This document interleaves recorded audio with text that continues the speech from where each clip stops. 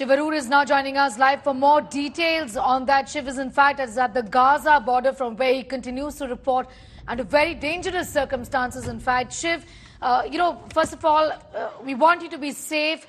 Just do give us a sense of what's the update on ground operation by Israel and how far the troops have in fact invaded. Well, we're right in the middle of, what looks like the beginning of another round of airstrikes.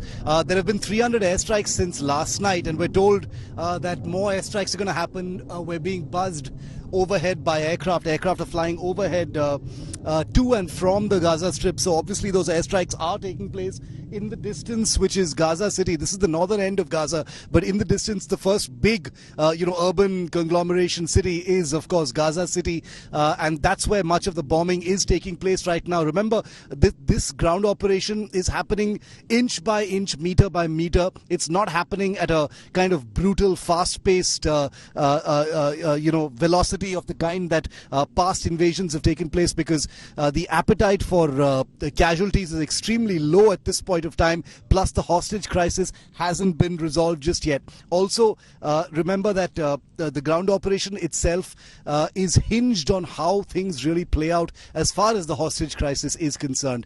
So viable anti-tank and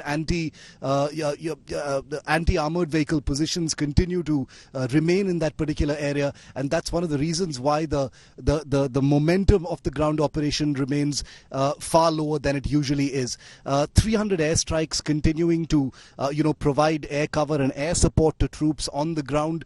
There have been injuries to Israeli defense soldiers, but I can tell you that this is going to be a much slower, much more long drawn out ground operation compared to previous campaigns, as a result of the fact that the exit strategy, the end game, hasn't yet been clearly defined. There are so many variables 25 days into this entire conflict, into this entire crisis.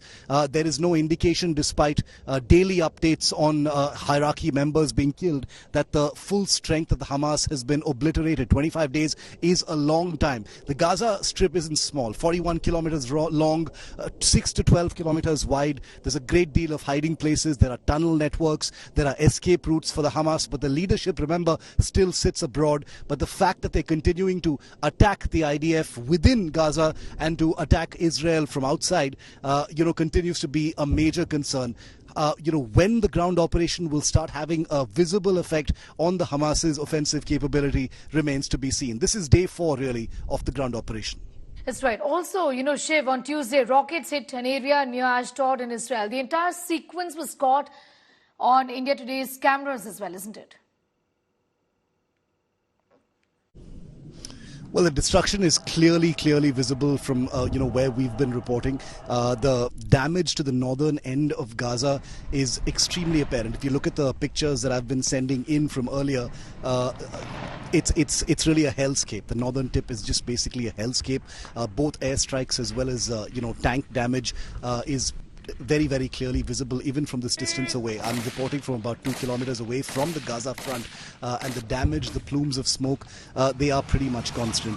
The images coming in from inside Gaza are few and far between, because there's a complete internet knockoff.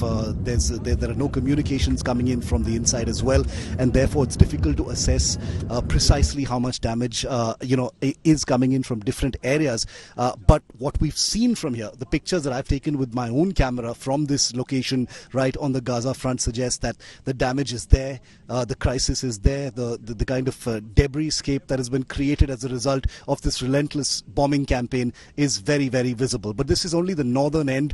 Airstrikes are also happening in central Gaza, we're told, and special forces operations, remember, are happening all across, including as far south as Khan Yunis, because remember, nobody knows where those hostages really are hiding at this point of time, or are being hidden at this point of time. So it remains to be seen how that part plays out.